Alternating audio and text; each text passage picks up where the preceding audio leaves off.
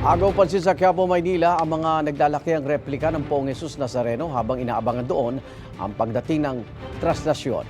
Yan at iba pang eksena habang inaabangan nga ang prosesyon sa unang balita ni Oscar Oida.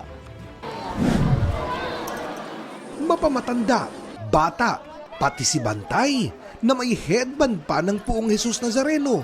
Matyagang nag-abang sa traslasyon sa Quezon Boulevard, kanto ng Hidalgo sa Maynila. Kapansin-pansin din dito yung mga nakahilerang naglalakihang replika ng Poong Jesus Nazareno.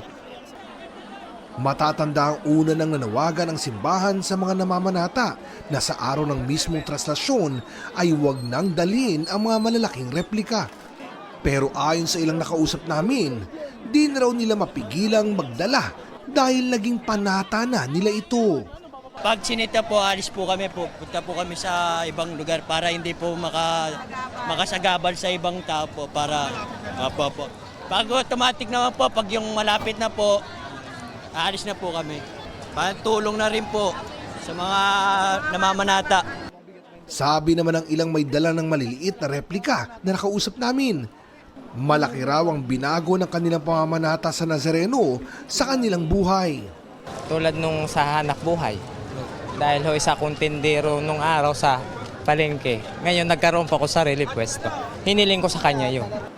Nang sumapit ang gabi, mula sa kinaroroonan namin sa tuktok ng isang gusali sa bandang Hidalgo, makikita ang mayat maya ay may mga binibitbit na sugatan o di kay mga nawalan ng malay.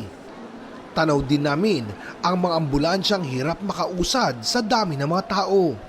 Alas 11:30 ng gabi, naghiyawan na ang mga tao nang masilayan ang andas ng Poong Jesus Nazareno. Palibas ay may kasikipan ng kalsada, naging mabagal ang pag-usad nito sa lugar. Bagay na sinamantala ng mga naghahangad makasampa. Ito ang unang balita. Oscar Oida para sa GMA Integrated News.